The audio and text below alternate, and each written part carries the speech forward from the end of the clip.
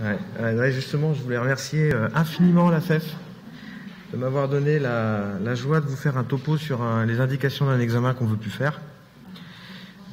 Sachant que personne ne fait pareil parce que la médecine est un art et pas une science, que c'est différent dans chaque cause d'hépatopathie chronique, que je dois faire ça en une demi-heure, mais non, en fait 25 parce qu'en fait on m'a cramé mon temps. Et puis si ça pouvait être sexy, ce serait pas mal, merci Jérôme. Bon, donc j'avais deux options. J'avais le catalogue. Le catalogue, je l'ai fait dans le texte. J'ai repris les recommandations de la FEF, c'est un peu la méthode. J'ai fait une recherche de mots liver biopsy et le texte, ce sera un résumé des recommandations de la FEF, tous les passages qui ont attrait aux indications de la biopsie hépatique. Bon, ces catalogues, c'est pas très sympa pour une présentation. Donc la présentation, on verra si ça marche. C'est pas des QCM, c'est ce qu'on appelle des TCS. Il n'y a pas de bonne réponse, il n'y a pas de mauvaise réponse. On va voir un cas clinique. Je vais vous donner les informations au fur et à mesure, puis vous allez me dire si ça vous motive plus à faire une biopsie ou pas, et puis on comparera par rapport à un panel d'experts. Donc mes liens d'intérêt. Donc le cas clinique, il n'y en a qu'un. C'est une dame qui a vraiment pas de chance, parce que vous allez voir, elle lui arrive plein de trucs. Elle a 54 ans, elle est hypertendue, dyslipidémique avec un syndrome d'apnée du sommeil. Son traitement associe un Zartan et une statine. C'est un monsieur d'ailleurs. Il boit 3 verres. C'est quand on arrive à l'alcool qu'on se rend compte que ça colle pas.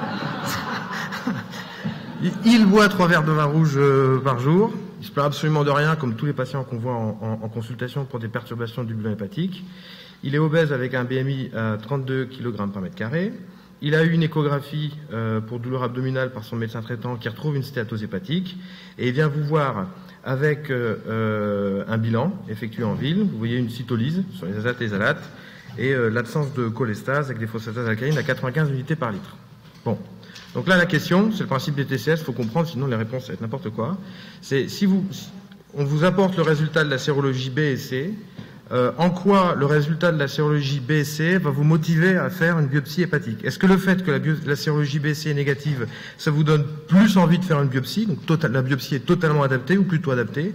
Est-ce que cette information-là, ça change rien, c'est pas une information utile pour prendre la décision inchangée? Ou alors est-ce que c'est une information qui vous donne plus du tout envie de faire la biopsie, donc totalement inadaptée ou plutôt inadaptée? Voilà. Je vous laisse voter.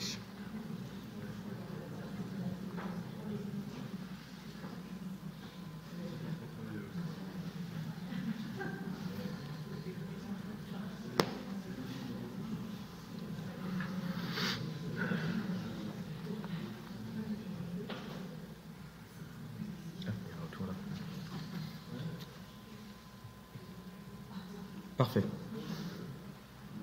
Hop, et normalement, on doit voir les panels d'experts qui est pas, alors c'est pas très très loin de ce que vous avez proposé. Donc là, l'idée, c'était de dire, lorsqu'on a des perturbations du bilan hépatique, il y a tout un bilan de première ligne à faire. Bien entendu qu'on va pas se jeter sur la biopsie du foie. Là, on a une cytolyse. Donc, il faut les 4 grandes causes, alcool. Donc là, c'est fait. Il y a une consommation qui peut être estimée à risque. Les sérologies, bon, on les a. Le bilan métabolique pour la NAFLD et le bilan d'hyperféritinémie pour éliminer une hémochromatose. Donc c'est un peu l'idée des recommandations de la FEF. Par exemple, la NASH, c'est une maladie qui doit être, c'est un diagnostic d'élimination. Il n'y a pas besoin de faire de biopsie hépatique. Il faut d'abord exclure les autres causes de maladies chroniques du foie. Ce monsieur a un surpoids, ça peut être une NASH, ça peut être de l'alcool, mais il faut aussi penser aux virus, il faut penser à l'hémochromatose. Donc c'est ce bilan de première ligne à faire. Et dans le cadre de la NASH, je vais me faire un petit focus, vous dire qu'il y a quand même des signes d'alarme qui doivent vous faire penser à autre chose, parce que la NAFLD, c'est tellement fréquent qu'on pourrait juste s'arrêter à ce diagnostic-là et louper des hépatites auto-immunes sous-jacentes, louper des maladies rares. Donc il faut savoir qu'une cytolyse supérieure à 10 fois, il faut se méfier. Une hyperféritinémie supérieure à 1000, il faut se méfier. Un coefficient de saturation de la transférine supérieur à 45%, il faut se méfier parce que ça peut faire évoquer l'hémochromatose. Et aussi l'absence de terrain métabolique, ça doit faire évoquer d'autres pathologies que la stéatose hépatique. Ça, je passe. Donc deuxième étape, vous avez prescrit votre bilan martial à la recherche d'une éventuelle hémochromatose chez ce patient. Il vous répond ferritinémie 1240 microgrammes par litre, coefficient de saturation de transférine à 27%. Est-ce que cette information supplémentaire qu'on vous apporte, ça vous donne plus envie de faire une biopsie, plutôt adaptée, totalement adaptée, moins envie, totalement inadaptée ou plutôt adaptée, ou alors encore une fois, ça n'apporte pas d'information et ça ne vous aide pas? Go.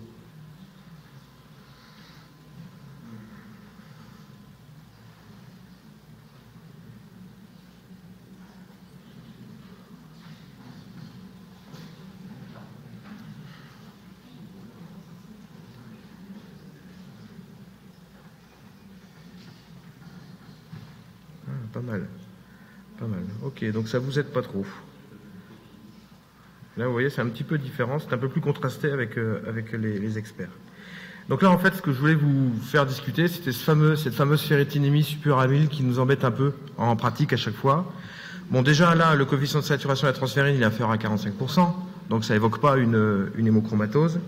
Et vous savez que le seuil de 1000, qui indique une biopsie hépatique dans les pathologies du fer, c'est dans le contexte de l'hémochromatose. Quand vous avez une hémochromatose et que vous avez une ferritine superamyle, c'est un critère d'indication de biopsie hépatique qu'on fait de moins en moins parce que maintenant on a des méthodes non invasives et il a été montré qu'un fibroscan inférieur à 6,4 kPa dans l'hémochromatose, ça élimine quasiment une fibrose hépatique avancée. Donc même ce critère de 1000 dans l'hémochromatose devient de moins en moins un critère d'indication de biopsie hépatique. On se base de plus en plus sur les méthodes non invasives. Chez ce patient, avant d'envisager les explorations spécifiques, il va falloir rechercher les causes d'hyperferritinémie secondaire, donc l'alcool, là on est en plein dedans, le syndrome inflammatoire, la dysthyroïdie et tout ce qui est lyse cellulaire, cytolyse, myolyse, hémolyse. Et dans 95%, voire même plus des cas, l'hyperferritinémie elle est liée à ces causes d'hyperferritinémie secondaire. Donc là, moi, ce que je ferais chez ce patient-là, j'essaierais déjà de travailler sur le sevrage en boissons alcoolisées pour voir si ça fait baisser la ferritinémie. Et à ce moment-là, clairement, on est dans un cas d'hyperferritinémie secondaire. Si jamais, malgré le sevrage, on a toujours une hyperferritinémie qui va rester élevée, là, ça va commencer à nous titiller. Et je pense que dans le cadre d'un syndrome dysmétabolique, on l'a vu tout à l'heure, il faut se méfier, c'est ferritine superamyle. Donc là, je ferai une IRM avec quantification du fer intrahépatique et dans la rate pour voir la balance entre les deux et voir le mécanisme sous-jacent qui pourrait nous orienter vers le diagnostic de cette hyperferritinémie. Mais encore une fois, vous voyez, il y a toute une démarche diagnostique dans les cas d'hyperferritinémie, éliminer les hyperferritinémies secondaires, raisonner avec le coefficient de saturation de la transférine, éventuellement se servir de l'IRM et on fera des biopsies vraiment en dernière ligne. Alors, on a l'ocytolyse, on a parlé d'alcool, on a parlé de virus, on a parlé de fer, on a parlé de métabolisme. On était un petit peu, on a été encore plus loin et on a fait un bilan auto-immun. Et là, on a des anticorps antinucléaires qui reviennent positifs au 1/60e. Alors cette information-là, encore une fois, est-ce qu'elle vous motive plus, moins, ou ça change rien pour la réalisation d'une biopsie hépatique?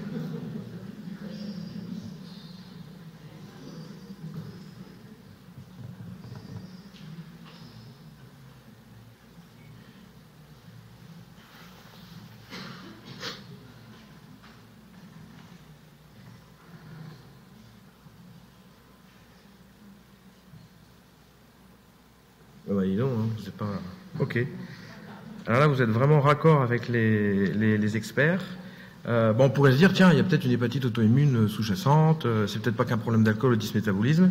Ce qu'il faut savoir, quand même, c'est que les anticorps antinucléaires, c'est assez fréquent. Par exemple, au cours de la NAFLD, vous avez cette série américaine de 864 patients NAFLD avec biopsie hépatique. Ils ont dosé systématiquement les anticorps antinucléaires et les anticorps antimuscles lisses. Et vous voyez qu'au taux 1/160e et 1/40e, il y avait 21% d'anticorps positifs. Donc c'est assez fréquent. Le tableau vous montre que c'est associé au degré de stéatose. Moins il y a de stéatose et moins il y a d'anticorps. Bon. Par contre, c'est pas du tout associé à l'inflammation lobulaire, à l'inflammation portale, au ballonning, à la fibrose. Enfin, la présence de cet anticorps ne signifie pas qu'on va avoir une atteinte histologique plus sévère ou moins sévère. Ils sont là, il n'y a pas de signification histologique. Et vous avez une autre étude qui a évalué un petit peu les outcomes de ces patients qui ont un terrain métabolique avec des anticorps isolés, comme ça. Et en fait, ces patients qui ont des auto-anticorps présents, ils font pas plus de complications hépatiques, ils font pas plus de carcinome hépatocellulaire et ils meurent pas plus. Donc il ne faut pas se jeter sur la biopsie hépatique lorsqu'on voit des auto-anticorps isolés chez un patient, par exemple, qui a une NAFLD. Il y a tout un bilan auto-immun à faire, doser les dosages pondérales de globuline, voir s'il n'y a pas un contexte auto-immun, voir les autres auto-anticorps, et on décidera la biopsie seulement après. Donc là, on va revenir sur un QCM complètement classique. Il y a plusieurs réponses qui sont bonnes. Parmi les suivantes, quelles sont les maladies chroniques du foie dont le diagnostic s'est avéré? Il faut faire une biopsie hépatique pour affirmer le diagnostic. Donc stéatohépatite dysmétabolique, overlap syndrome, maladie vasculaire portosinusoïdale, cholangisclérosante primitive ou maladie de Wilson. Donc là, c'est des indications dures.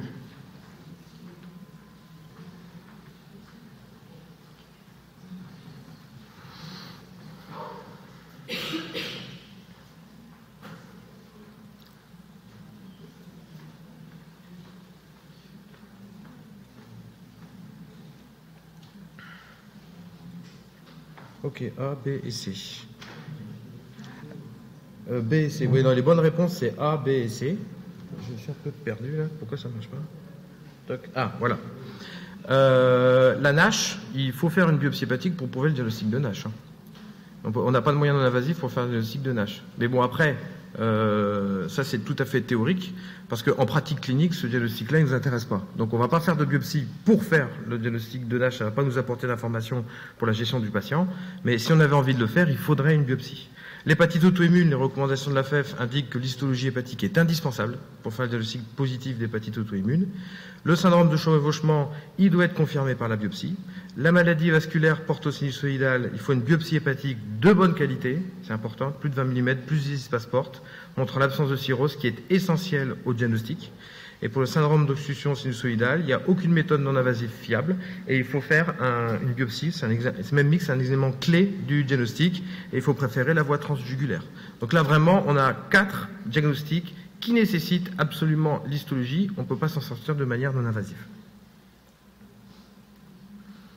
Alors maintenant, notre patient, donc vous voyez, hein, ça y est, on a la cytolyse, les sérologies sont négatives, la ferritine et l'LVM, la coefficient de saturation à transférine est négative, les auto-anticorps, ils sont faibles et isolés, pas de signification, les autres auto-anticorps sont négatifs, et le dosage pondéral des IgG est relativement bas.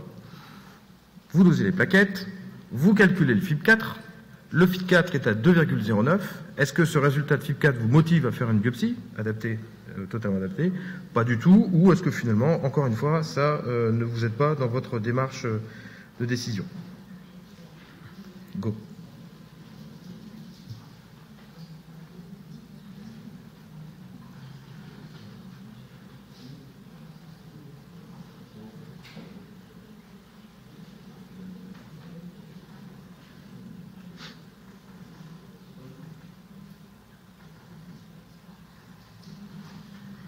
Hop là. Ah, c'est plus contrasté. Il y en a qui ça m'aide pas, il y en a d'autres qui ça commence à bouger. On commence à avoir une petite aiguille. Et c'est rigolo parce que c'est exactement pareil que le panel d'experts. Comme quoi, hein, vous voyez, hein, faire des QCM parfois, c'est pas blanc, c'est pas noir. Et encore une fois, la médecine est un art, pas une science. Donc le FIB4, comme le NAFLD Fibrosis Score, c'est 2 tests de fibrose qu'on dit simples, parce qu'ils utilisent des paramètres disponibles en pratique clinique, les sérums transaminases, l'albumine, les plaquettes. Ils sont très facilement calculables grâce à des applications Internet gratuites. Ils sont très très bons pour exclure la fibrose avancée avec une très bonne valeur prédictive négative et puis une sensibilité qui est à 75-80%, c'est pas mal quand même, juste avec des transats et des plaquettes. Le problème, c'est que lorsqu'ils sont positifs, donc supérieurs à 0,676 ici pour le NAFLD Fibrosis Score ou supérieur à 2,67 pour le FIB4, eh ben on a une valeur prédictive positive qui n'est pas suffisante. Vous voyez, on a 67%, quasiment pour les deux tiers. Ça veut dire que lorsque le test est positif, il y a bien 2 tiers de fibrose avancée, mais il y a encore 1 tiers des patients qui ne l'ont pas. 1 tiers de faux positifs. Donc il faut confirmer avec un autre test. Et là, pour le FIB4, 2,09, donc on est clairement dans la zone grise, de diagnostic indéterminé, grosso modo c'est moitié-moitié, donc là il faut faire un autre examen. Et on ne va pas faire une biopsie hépatique, parce qu'on a d'autres méthodes non invasives qui sont dites spécialisées, les tests sanguins spécialisés et le fibroscan, qui peuvent nous aider en seconde ligne. Donc justement, ce patient a eu un fibroscan, la dureté hépatique est à 14,7 kPa avec un IQR à 6,1. Alors maintenant, est-ce que vous y allez ou est-ce que vous n'y allez pas?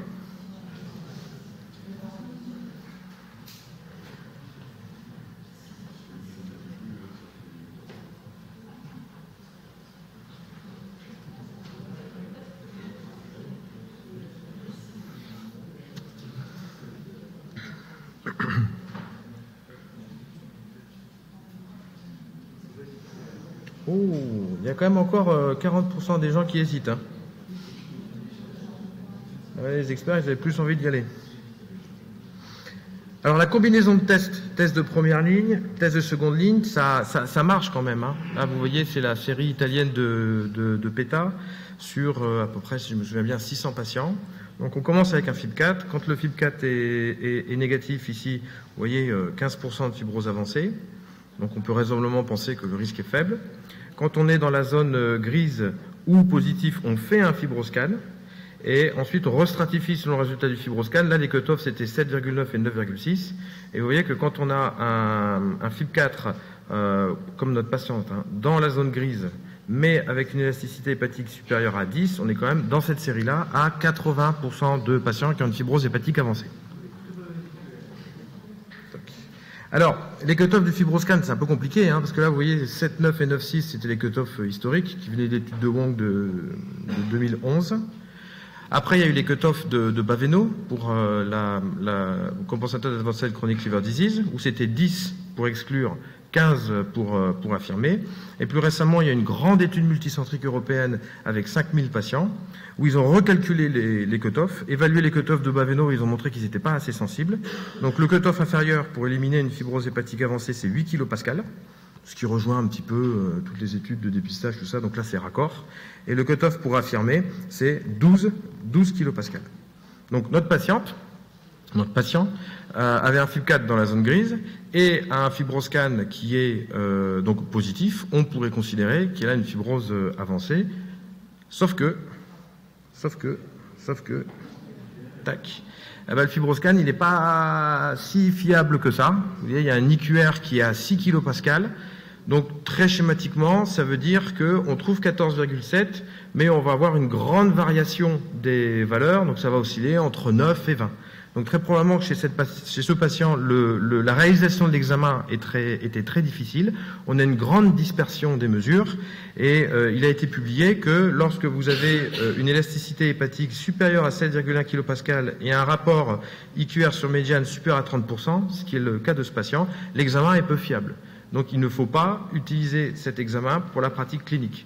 Est-ce que la sonde a été bien choisie entre la M et la XL? Est-ce que l'examen a été fait au bon endroit? Mais il faut vraiment faire attention. Le fibroscan, c'est pas la boîte magique. On pose, on mesure et on interprète. Il y a quand même des critères de qualité de l'examen qui vous permettront vraiment de savoir si l'élasticité que vous mesurez est vraiment associée à la fibrose. Là, on est sur un examen qui est pas fiable. Donc on a un risque de faux positif qui est très important. Vous voyez 40% de faux positifs ici dans cette série. Donc l'autre manière de faire, comme on est limité par l'élastométrie, c'est d'utiliser une autre méthode spécialisée, donc un test sanguin spécialisé. Nous, à Angers, on aime bien le fibromètre. Le fibromètre est à 0,85.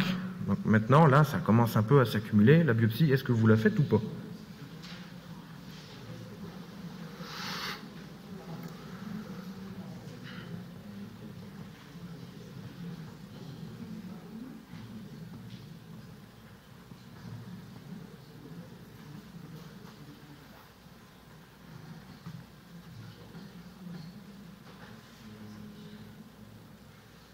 Et bon, voilà, il commence à se dégager un consensus sur peut-être falloir faire une histologie.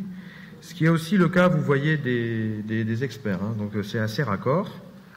Les tests sanguins spécialisés, fibromètre, fibrotest, ELF, le score anglais, commercialisé par Siemens, sont globalement plus assez équivalents entre eux. Ici, vous voyez, fibromètre et ELF, c'est pareil. Et ça fait mieux que les tests sanguins simples. Donc c'est des bons tests de seconde ligne. Et les recommandations de la FEF indique que toutes ces méthodes non invasives, elles sont très très bien pour exclure, donc avec un seul test, un FIB4, un fibromètre, un fibrotest, une élastométrie. S'il est négatif, vous pouvez vous arrêter là, il n'y a pas de fibrose hépatique avancée. Par contre, si un des tests est positif, c'est un peu ce qu'on a vu tout à l'heure, la valeur prédictive positive est insuffisante, donc il faut confirmer par un autre test, et si possible changer de méthode. Si vous avez commencé avec un test sanguin, vous allez faire une élastométrie en seconde ligne. Si vous avez commencé par une élastométrie, il faudra faire un test sanguin en seconde ligne. Et lorsque les deux sont en accord, il n'y a plus besoin de faire la biopsie. Donc là, chez ce patient, si on avait eu un fibroscan de bonne qualité avec un test sanguin spécialisé, on pourrait se dire c'est un argument fort pour une fibrose avancée, et jusqu'à très peu de temps, on disait qu'il fallait confirmer par une biopsie. Maintenant, depuis 2020, les recommandations de la FEF, et vous allez voir 2021, les recommandations de l'EASL, quand vous avez deux méthodes en accord pour une fibrose hépatique avancée, vous allez pouvoir vous passer de la biopsie hépatique. Donc c'est ce qu'on avait mis dans les recos de la FEF l'année dernière, et vous avez les recommandations de l'EASL qui vont aussi maintenant dans ce sens. Donc chez un patient qui est métabolique et ou alcoolique, pour évaluer la fibrose, on commence avec un FIB4. S'il est inférieur à 1,30, une seule méthode, ça suffit pour écarter le risque de fibrose hépatique est faible.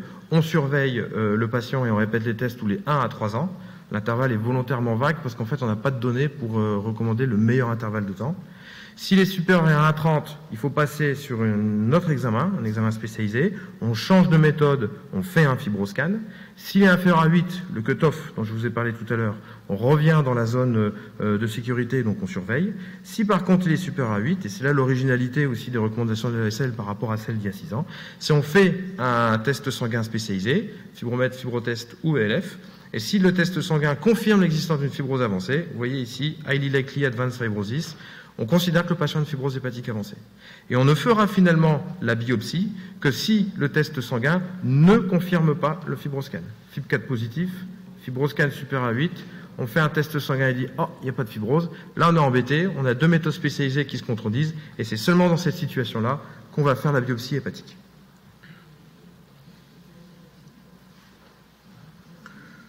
Bon, on considère que le patient a une NASH, et il vous pose la question, ok, j'ai une fibrose du foie qui est avancée, est-ce que j'ai la possibilité d'avoir accès à un traitement? À partir du moment où le patient vous pose cette question, est-ce que vous décidez de faire une biopsie ou pas? Lancez le vote.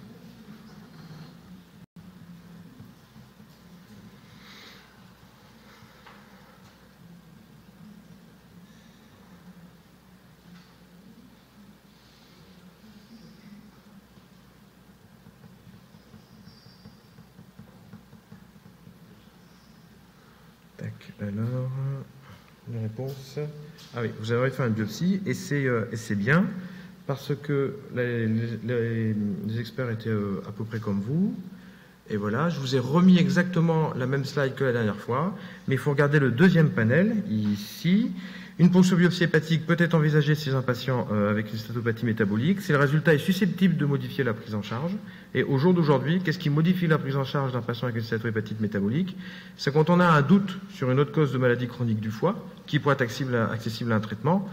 Schéma, exemple très très particulier, mais voilà, vous dites, oulala, il y a une ambiance auto-immune, j'ai des IgG un peu élevés, il y a des auto-anticorps, je pense qu'il y a une maladie auto-immune, bah, comme on pourrait traiter la maladie auto-immune, il ne faut pas s'arrêter à la NAFLD, donc là on va faire la biopsie pour prouver.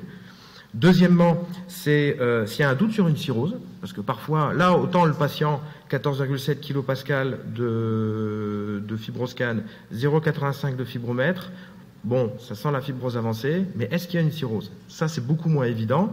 Donc, si vous avez des contours un petit peu réguliers, des signes d'hypertension portale, ça peut vous aider, mais parfois on est démunis. Et le diagnostic de cirrhose, ça va impliquer de faire rentrer le patient dans un programme de dépistage semestriel. Donc, si vous avez un doute, vous pouvez décider de surveiller le patient de façon pragmatique tous les 6 mois, mais vous pouvez aussi décider de faire une biopsie hépatique pour statuer sur le degré de fibrose. Et la troisième indication de biopsie hépatique, on a des essais thérapeutiques maintenant qui sont disponibles pour les patients NASH, et si le patient veut participer à un essai, il faudra lui expliquer qu'il aura une biopsie au début, et puis aussi lui dire qu'il y aura une biopsie à la fin, et que même dans les nouveaux protocoles, maintenant, il peut y en avoir une troisième après 5 ans. Donc, il faut vraiment aimer la biopsie. Alors, la biopsie hépatique, donc, elle vous montre une fibrose F3, vous surveillez le patient, et sur un des examens de vos surveillances, vous voyez une lésion tumorale de 2 cm qui est dans le foie. Elle est hypervascularisée au temps artériel, avec un lavage au temps portal. Alors, est-ce que ça vous donne envie de aller faire des prélèvements dans le foie?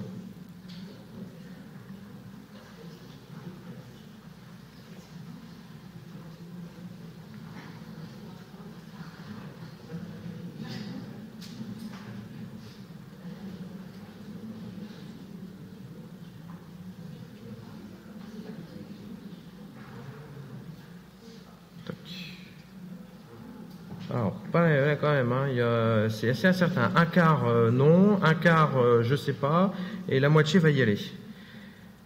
Et vous voyez, les experts, eux, ils veulent y retourner. Hein. Alors, le truc, c'est qu'on a quand même une lésion hépatique qui a une cinétique vasculaire de carcinome hépatocellulaire, mais quand vous regardez en haut, il n'a pas de cirrhose. Et clairement, une ponction biopsie hépatique, recommandation de la FEF, indispensable pour diagnostic de carcinome hépatocellulaire sur foie non cirrhotique. Les critères de diagnostic non invasif du carcinome hépatocellulaire s'appliquent en cas de cirrhose. Quand il n'y a pas de cirrhose, il faut une histologie, foie tumoral et foie extratumoral. Et bien entendu, sur foie cynotique, si on n'a pas les caractéristiques. Et je vous ai mis aussi les autres indications de biopsie en cas de tumeur du foie. C'est lorsqu'on a une tumeur maligne primitive qui fait évoquer un cholangiocarcinome, un hémangiomendothélium épithéloïde, angiosarcome, enfin tout ce qui n'est pas du CHC. Confirmation de la tumeur maligne par la réalisation du biopsie. Donc là, on a effectivement une tumeur qui fait vraiment évoquer un carcinome hépatocellulaire, mais comme on n'est pas dans une ambiance de cirrhose confirmée, il va falloir les biopsier et la lésion et le foie extra-tumoral. Alors je pense que notre patient, il n'a pas eu beaucoup de chance. On va juste arrêter de l'embêter. J'ai pas de diapositive de conclusion parce que je vais pas vous faire le catalogue de toutes les indications de biopsie hépatique. Vous l'aurez dans votre texte et je vous remercie pour votre attention.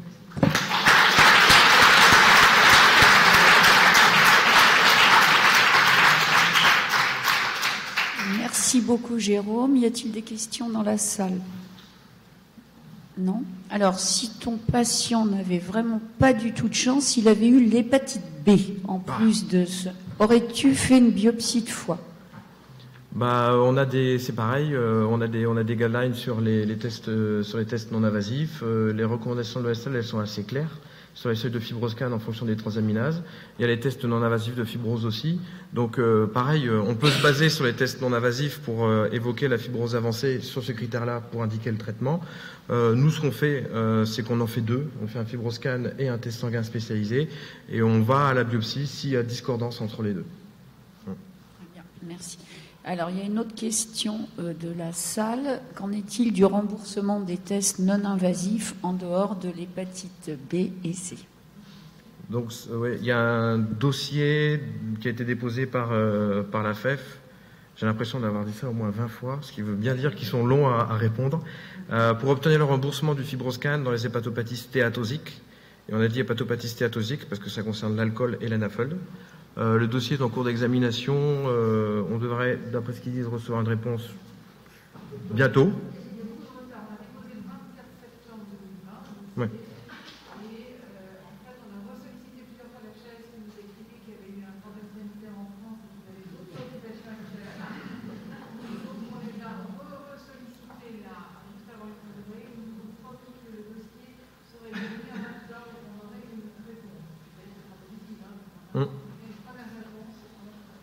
Et l'argumentaire, c'est de dire, vous l'avez remboursé dans l'hépatite C, dans l'hépatite B, parce qu'on est au stade de méta-analyse qui montre que ça marche. On a aussi des méta-analyses pour le fibroscan dans l'alcool et dans la FEL qui montrent que les performances sont exactement les mêmes. Donc, comme c'est un outil qui est primordial pour notre pratique pour identifier les patients sévères, s'il le rembourse dans le BLC et si ça marche aussi bien dans les autres causes, il n'y a pas de raison qu'il ne saute pas le cap. Pour les tests sanguins, le LF, on est aussi au stade de méta-analyse, mais il n'est pas disponible en France. Et fibromètre, fibrotest qui sont remboursés dans l'hépatite C. Pas assez de data aujourd'hui dans l'alcool et la NAFL pour défendre un dossier de remboursement. Alors nous, on a travaillé sur le fibroscan, parce qu'encore une fois, tu as des arguments de méta-analyse. On a pris le parti de ne pas défendre toutes les méthodes d'élastométrie, parce qu'on n'avait pas autant d'arguments, et puis ça aurait pu faire un peu passage en force. Alors, est-ce qu'ils vont faire comme dans l'hépatite C où ils mettent élastométrie? Je ne sais plus s'ils mettent impulsionnel. Tu vois, ça va peut-être pouvoir jouer sur le vocabulaire. S'ils ne précisent pas élastométrie impulsionnelle, élastométrie, tous les appareils pourront être remboursés. Et dernière question. Au final, ton patient, il a une NASH ou une MAFH? Il a une NAFL arrosée. Donc, on peut considérer qu'il a une... Moi, je suis assez d'accord avec Philippe Mathurin qui dit attention la MAFL, on ne peut pas séparer le métabolisme et l'alcool parce que on sait en fait que tout ça c'est une histoire de facteurs de risque. Quand on est obèse, on a un surrisque de maladie du foie. Quand on a de l'alcool, on a un surrisque de maladie du foie. Puis quand on a les deux, c'est exponentiel. Donc, est-ce qu'il faut vraiment continuer à essayer de ranger les gens dans des cases? Il y a une somme de facteurs de risque qui fait qu'on est plus ou moins à risque de développer des événements. Et puis, on a des outils non invasifs qui permettent de suivre les patients. Parce que sinon, il va falloir faire une case du gars qui est VHC, alcoolique, la MAFL C, alcool, ça va devenir compliqué. Voilà. Il y a des facteurs de risque. Plus on en a, plus on est à risque. Est-ce qu'il y a d'autres questions? Sinon, merci beaucoup, merci Jérôme.